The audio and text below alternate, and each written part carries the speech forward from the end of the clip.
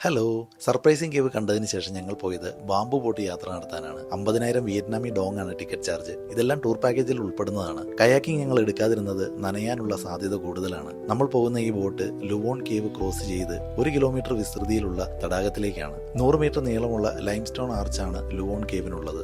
Boat ride കഴിഞ്ഞ് തിരിച്ചു വന്നപ്പോൾ ക്രൂയിസിനകത്ത് യാത്രക്കാരെ ആകർഷിക്കാനായിട്ട് മുത്തുകളുടെ ഒരു ശേഖരം ഉണ്ടായിരുന്നു. മുത്തിന്റെ ഗുണനിലവാരം എങ്ങനെ നോക്കാമെന്നൊക്കെ നമ്മളെ കാണിച്ചു തരും. ഈ യാത്രയിൽ അവസാന ഡെസ്റ്റിനേഷനായ ടി ടോപ്പ് ഐലൻഡിലേക്കാണ് നമ്മൾ എത്തിയിരിക്കുന്നത്. മനോഹരമായൊരു ബീച്ചും ഇവിടെയുണ്ട്. 110 മീറ്റർ ഉയരമുള്ള ഒരു പർവ്വതം ഈ ദ്വീപിലുണ്ട്.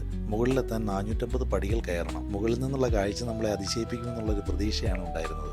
1962 പ്രസിഡന്റ് ഹോ ചിൻ മിന്നിനോടൊപ്പം ദ്വീപ് സന്ദർശിച്ച റഷ്യൻ ബഹിരാകാശ യാത്രികൻ ഗെർമൻ ടിറ്റോവിന്റെ പേരാണ് ഈ ദ്വീപിനിട്ടിരിക്കുന്നത്. വൈകുന്നേരം തിരിച്ചുള്ള യാത്രയിൽ മനോഹരമായ സൂര്യാസ്തമയ കാഴ്ച കണ്ടായിരുന്നു ക്രൂയിസ് യാത്ര അവസാനിപ്പിച്ചത്. രാത്രി 9 മണിയായപ്പോഴേക്കും ഹനോയിലെത്തി.